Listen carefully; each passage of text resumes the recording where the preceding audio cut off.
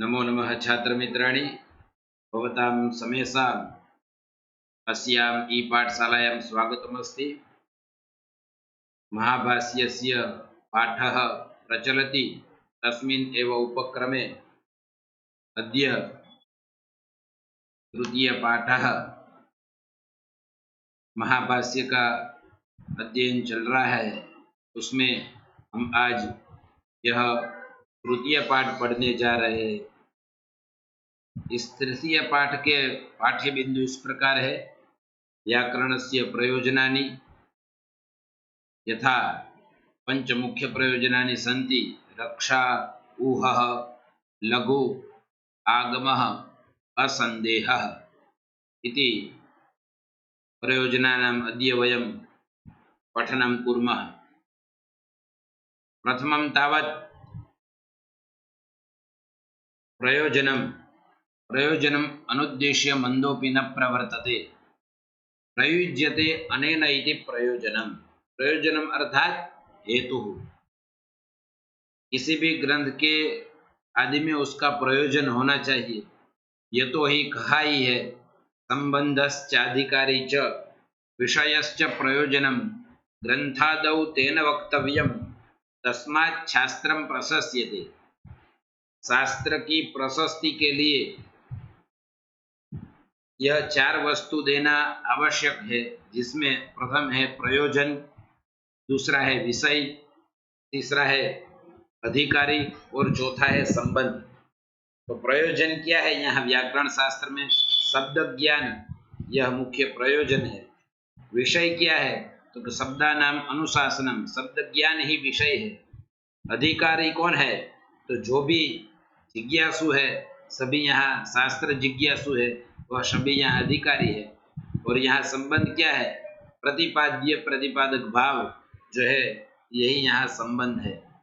तो इसलिए यहाँ सबसे पहले कानि पुनः शब्दानुशासनस्य प्रयोजनानि यह आता है। उसमें प्रयोजन भी दो प्रकार के हैं, मुख्य प्रयोजनम, गौण प्रयोजनम इति।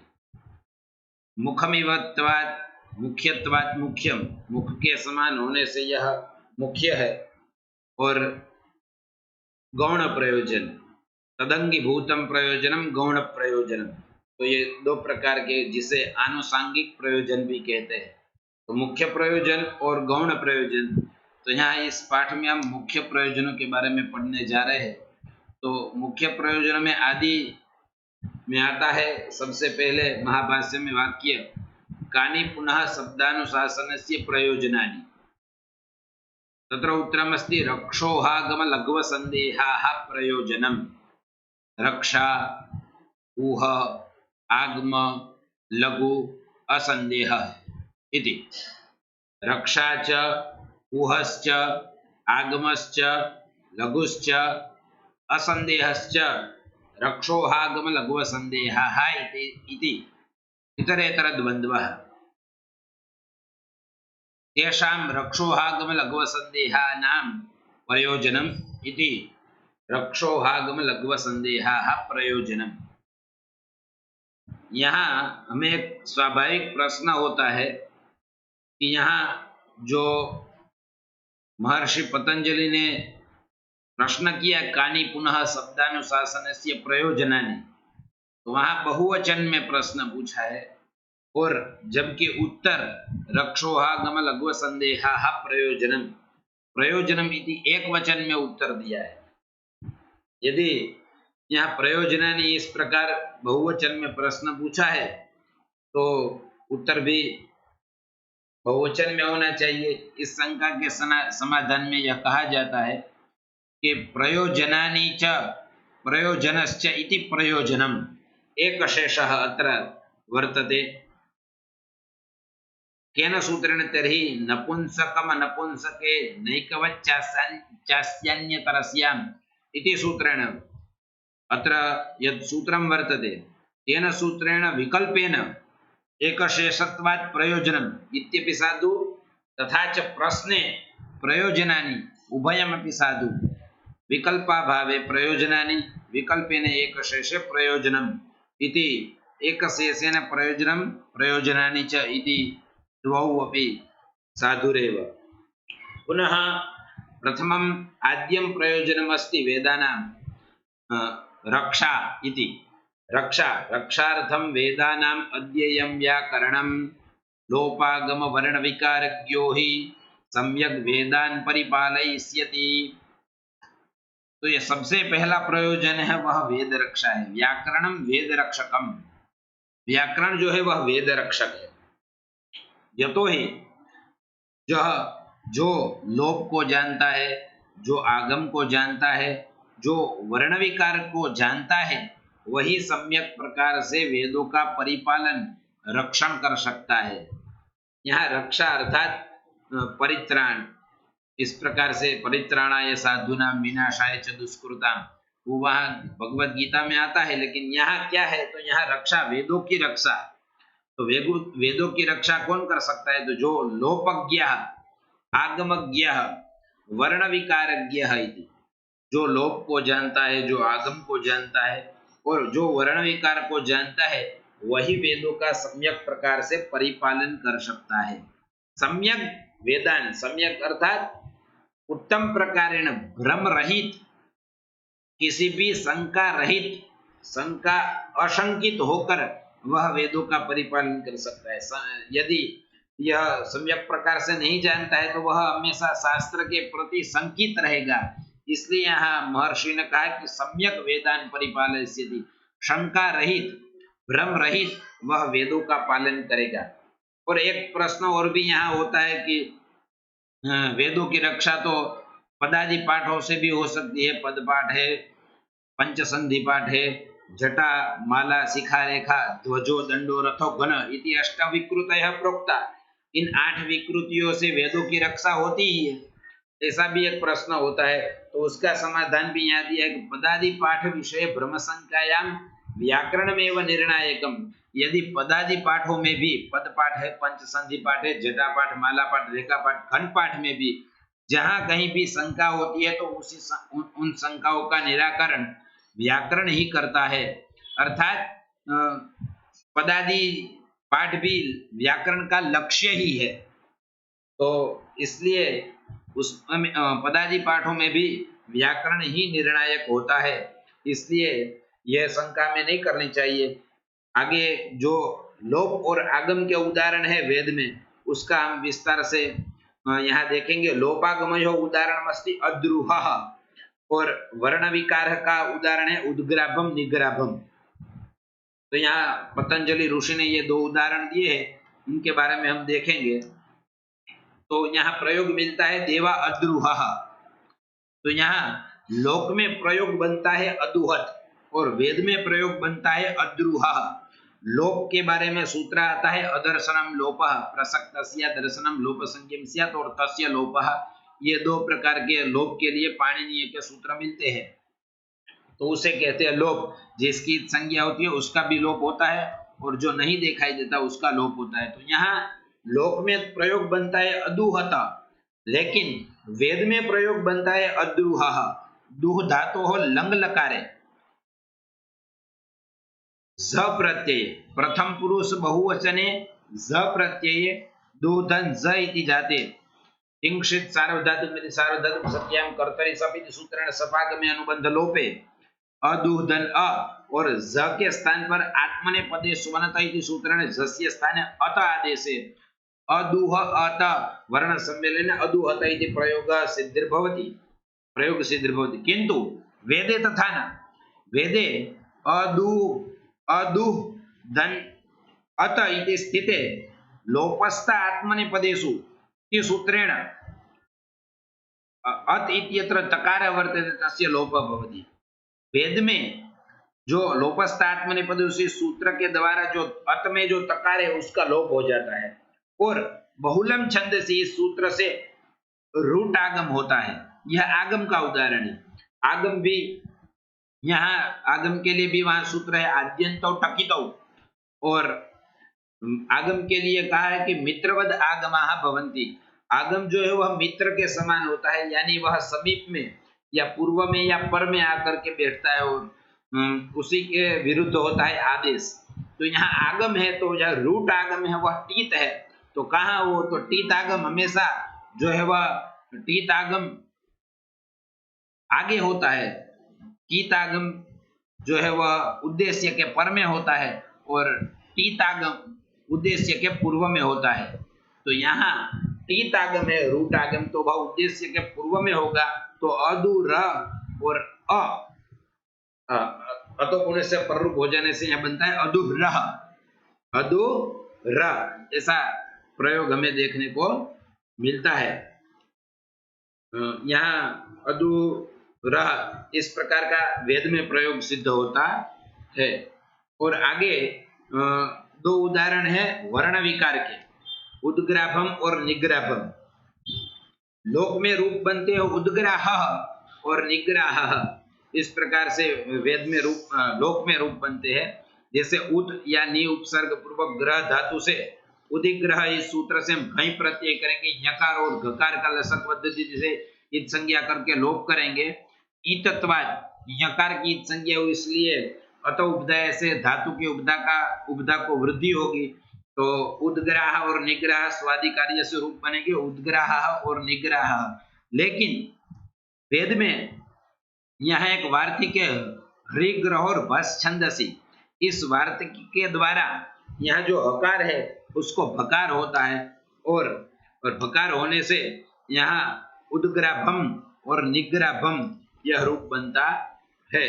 तो उद्ग्राभम और निग्राभम का अर्थ भी यह होता है कि श्रुचः ऊपरी नयनम, जहाँ वेद में आता है निग्राभम श्रुचः अधोनयनम, सूच को श्रुच सूचि और सर्व जिसको हम गुजराती में बोलते हैं सूचि सर्वा, तुम्हारा जो श्रुक श्रुव तो उसको ऊपर ले जाना और नीचे ले जाना, जहाँ वेद में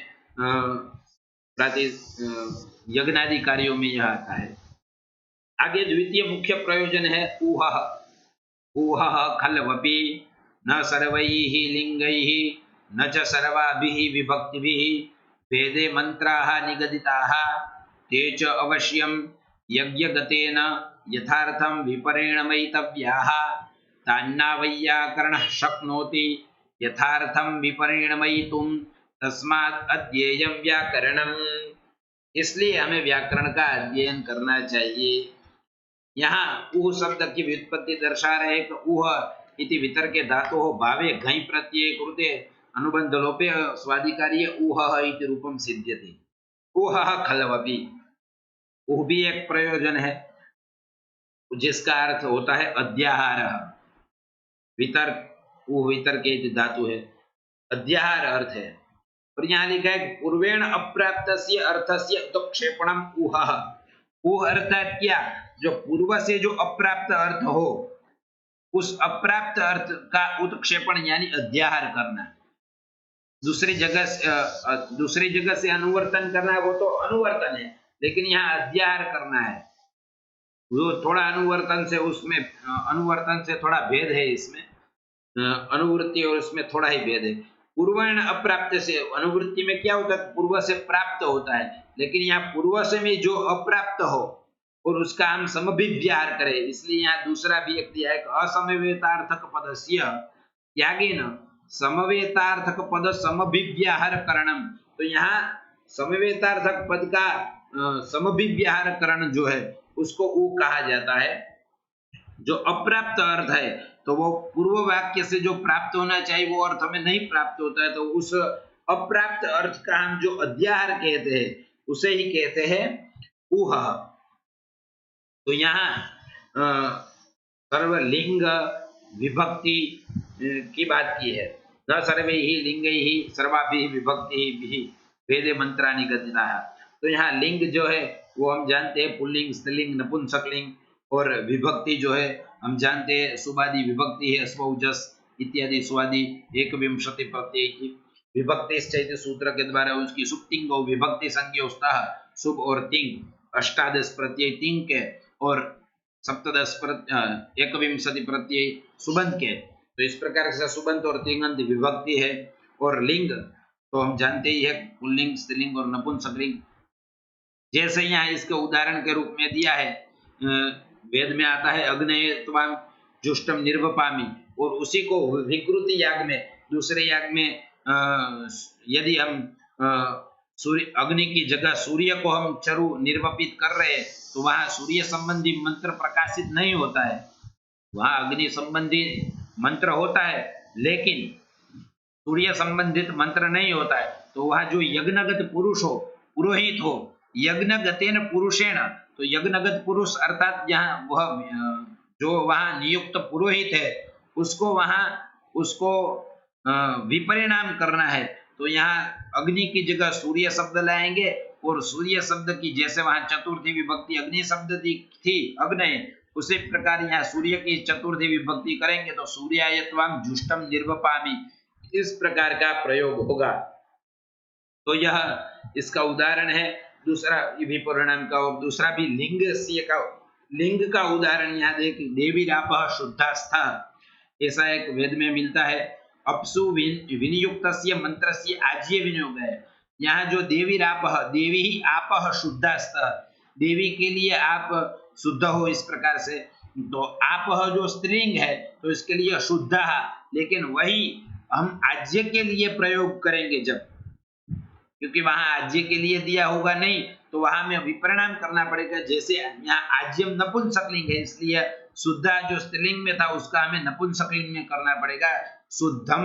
तो वहां जो स्त्रीलिंग में था आप, इसके लिए शुद्धा था, शुद्धा, और यहाँ आज्यम नपुंसकलिंग है तो देवी आज्यम व देवाज्यम शुद्धमसी, शुद्ध हो। तो यहाँ लिंग का हमें ऊ देखने को मिलता है।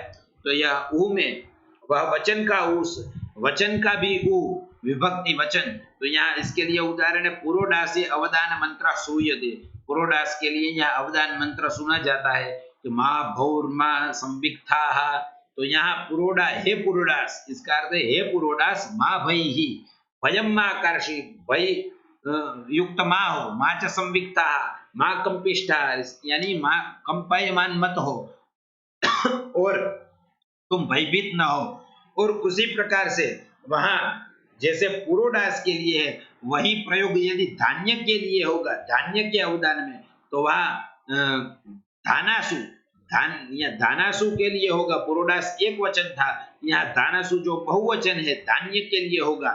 तो माँ भयिष्ठ, इस प्रकार का हमें प्रयोग करना पड़ेगा क्योंकि भई ही वह एक वचन का प्रयोग था। माँ भई ही माँ संविक्ता, यहाँ बहु लिखा गया है, वह थोड़ा मिस्टेक है, प्रिंट मिस्टेक। माँ भई ही माँ संविक्ता, उसकी जगह हम बहुवचन में करेंगे भयिष्ठ। और संविजिध्वम, माँ संविजिध्वम एक वचनस्य स्थाने बहुवचनम, यहाँ भई ही ऐसा एक वचन था तो यहाँ भयिष्ठ ऐसा बहुवचन हुआ, तो ये वचन का ऊ है। वाक्य पदीय में भी इस प्रकार के ऊ के लिए श्लोक मिलता है हमें। ओहोस्मिन् विषये न्याय संबंधोस्य न बाध्यते, सामान्यस्याति देशोऽयं विशेषोत्रातिदिश्यते। तो इस प्रकार से ऊ होता है। आगे तीसरा प्रयोजन है आगमः। तो आगम भी एक प्रयोजन है। आगमः खल्वपि ब्राह्मणेन निष्कारणो षडंगो वेदो ध्येयो ज्ञेयश्च। ब्राह्मण को निष्कारण धर्मः षडंगो वेदो ध्येयः ज्ञेयश्च। यहाँ जो यह प्रयोजन है वह हमें प्रयोजन से ज्यादा प्रयोजक ज्यादा लग रहा है। यह प्रयोजक है ब्राह्मण के लिए, तो यह नित्य कर्म के रूप में दे रहा है। ब्राह्मणेन निष्कारणः धर्मः षडंगः वेदः ध्येयः ज्ञेयश्च। तो हमें ब्राह्मणों को नित्य वेद अध्ययन करना चाहिए। अन्य जातियों के लिए नित्यत्व रूप में नहीं है, लेकिन ब्राह्मण को तो नित्य, यानी यदि वेदाध्ययन नहीं करेंगे तो उसका प्रत्यवाय लगेगा, दोष लगेगा। जैसे संध्यादि नित्य कर्म है वह करने से कोई फल नहीं है, फल बताया गया नहीं है, लेकिन अकरणे प्रत्यवाय। तो उसी प्रकार से वेदादि अध्ययन ब्राह्मण के लिए षडंग सहित वेद अध्ययन करना यह नित्य कर्म है, नैमित्तिक नहीं है या काम्य नहीं है। अन्य जातियों के लिए ये नैमित्तिक या काम्य हो सकता है, काम्य हो सकता है, नैमित्तिक तो खैर नहीं है।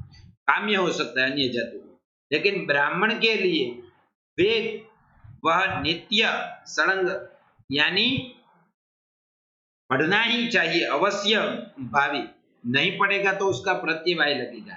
तो आगम शब्द के भी बहुत सारे अर्थ है, शास्त्र अर्थ है, उत्पत्ति अर्थ है, आगमन अर्थ है, उपार्जन अर्थ है। और यहाँ व्याकरण शास्त्र में इसका क्या अर्थ है, तो व्याकरण शास्त्र विहितम वर्णाधिक्यम, यहाँ जो है वह वर्ण का अधिक मात्रा में होना, यही आगम है। तो आगम तो हमने कहा भी आगे, मित्रवद आगमः भवन्ति, तो वर्ण का अधिक होना यहाँ, तो ये भी एक व्याकरण शास्त्र में वर्णाधिक्यम आगमः, क्योंकि आगम जो होता है तो वर्ण साथ में होता है, वर्ण का ही किसी आगम होता है, कीत होता है, कीत होता है या मीत होता है। तो जैसे रुदादिभ्यश्नम से आगम होता है तो वो मीत होता है, या तो आगम होता है सप है तो वो तो पीत आगम है, विकार प्रत्यय है। तो लेकिन ब्राह्मणों को ये अध्ययन करना चाहिए, लेकिन सभी वेदों का अध्ययन तो संभव नहीं है, तो जो ब्राह्मण जिस शाखा का है उसी शाखा का वेदाध्ययन तो उसे करना ही चाहिए, परंतु छड़ंग नहीं पढ़ सकता है, वह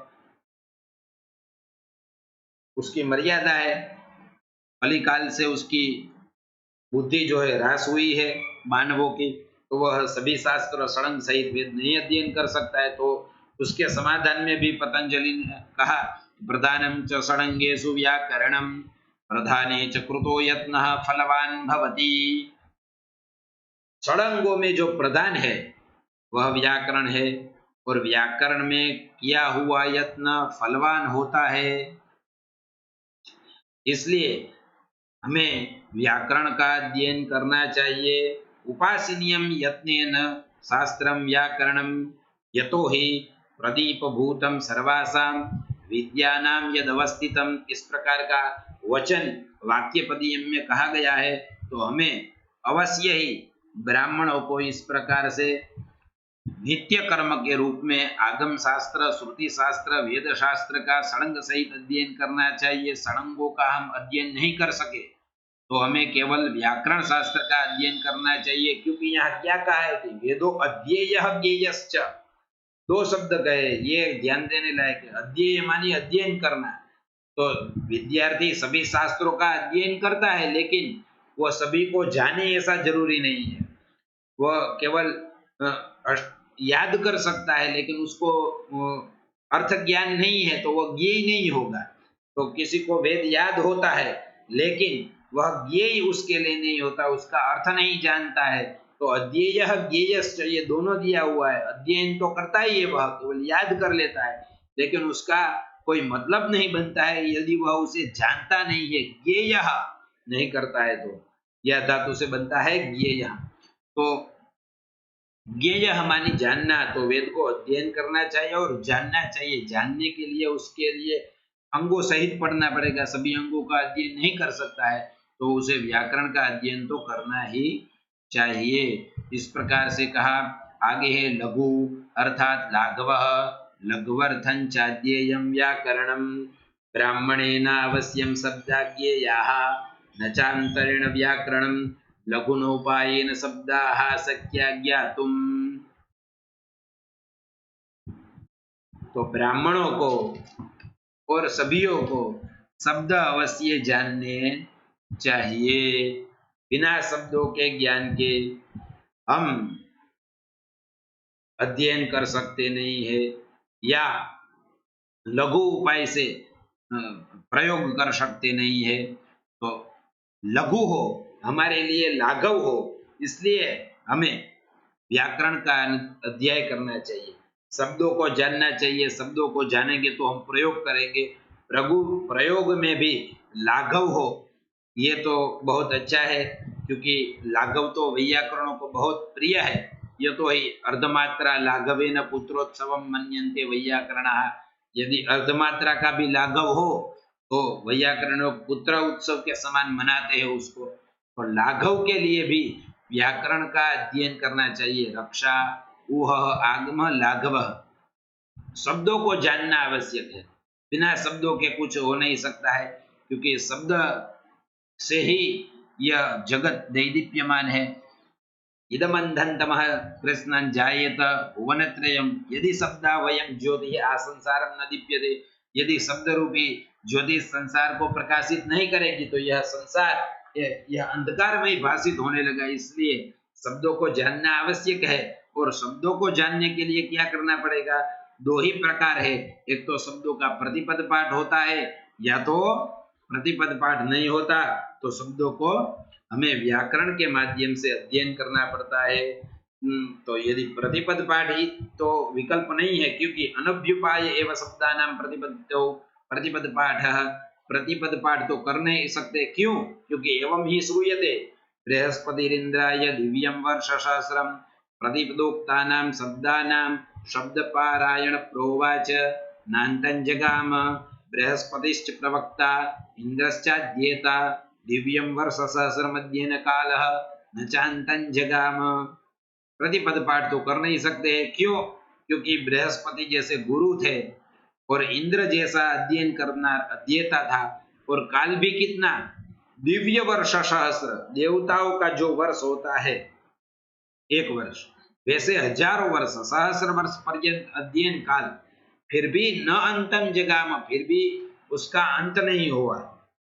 इंद्र जैसा अध्ययन करने वाला विद्यार्थी और देवों के गुरु बृहस्पति समान प्रवक्ता अध्यापक, फिर भी प्रतिपदोक्त पाठों का समापन नहीं हुआ। तो हम तो खैर मनुष्य है, हमारे पास तो इंद्र जैसी ग्रहण शक्ति भी नहीं है, नहीं बृहस्पति समान कोई प्रवक्ता है, और नहीं दिव्य वर्ष सहस्र अध्ययन काल है। यो तो ही हमारा एक वर्ष होता है, वो देवताओं का एक दिन मात्र होता है। तो वैसे दिव्य सहस्र वर्ष पर्यंत अध्ययन किया, फिर भी अंत नहीं हुआ, तो हमारा तो अल्पश्च कालः बहुलाश्च विद्या। तो हमारे पास तो अल्प काल है। जो ज्यादा से ज्यादा जीता है वो कितना जीता है? 100 साल तक जीता है। 100 साल में तो केवल वह अध्ययन ही करता रह जाएगा। यदि प्रतिपदोक्त पाठ से पढ़ने जाएगा तो केवल अध्ययन में ही उसकी आयु समाप्ति हो जाएगी, तो उसका कोई दूसरा उपाय नहीं है। तो उसका दूसरा उपाय है किंचित सामान्य लक्षणम प्रवर्त्यम, सामान्य विशेष लक्षणम प्रवर्त्यम। तो वहां सामान्य विशेष लक्षण प्रवर्तित करना चाहिए। ये न लघुपायन शब्द सत्या ज्ञातुम, जो आगे व्याकरण में आएगा, सामान्य विशेष अपवाद विधि से व्याकरण की विधान करके वह बताया है। तो वह व्याकरण से ही लघु उपाय से हम शब्द जान सकते हैं, इसलिए व्याकरण का अध्ययन करना चाहिए।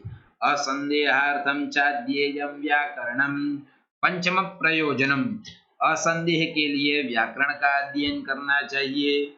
याज्ञिकाः पठन्ति स्थूल प्रशति माग्निवारुणी मडद्वाहीनमालभेत इति तस्याहं संदेहः स्थूला चासौ पृशति च स्थूला वा पृशन्ति यस्याः सेयं स्थूल पृशतीति तान्ना वैयाकरणः स्वरतोऽध्यवसति।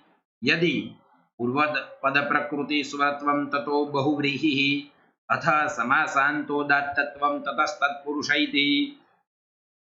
याज्ञिक लोग पाठ करते हैं असंदेह, संदेह मानी शंका, हमें किसी भी प्रकार की वेद के प्रति शास्त्र के प्रति शंका न हो। किसके प्रति संदेह? तो वेद के प्रति शास्त्र के प्रति हमें कोई भी प्रकार की शंका न हो, इसलिए हमें व्याकरण का अध्ययन करना चाहिए।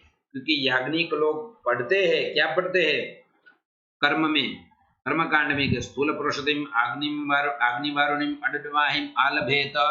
यहाँ यह एक प्रयोग है, जिस प्रयोग में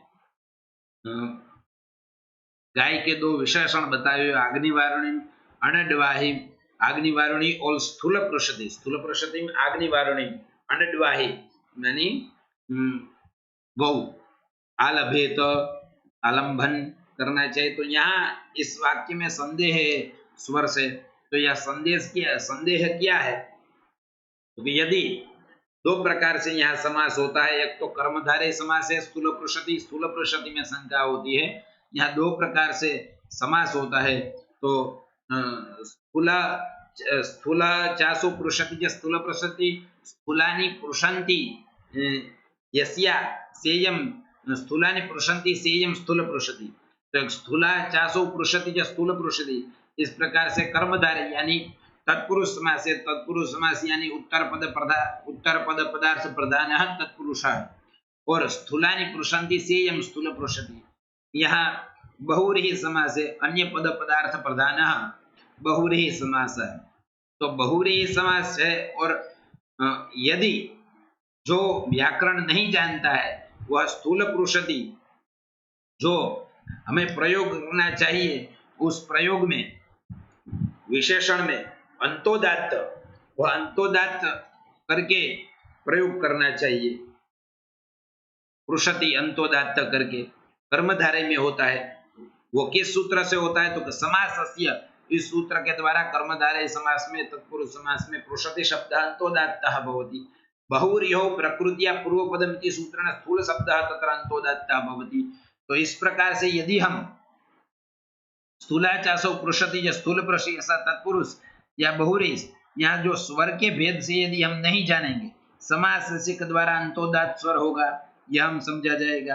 और यदि पूर्व पद में हम प्रकृति स्वर कर देंगे तो वह पूर्वोदात्त हो जाएगा। तो इस प्रकार से हमें समास क्या करना चाहिए, पूर्व पद प्रदान करना चाहिए या उत्तर पद वाला करना चाहिए, ये यदि हमें पता नहीं चलेगा तो स्वर का दोष हो जाएगा।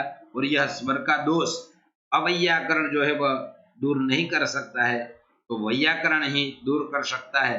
तो इसलिए हमें इस संदेहों के निवारण के लिए भी, स्वर के संदेहों के निवारण के लिए भी व्याकरण का अध्ययन करना चाहिए।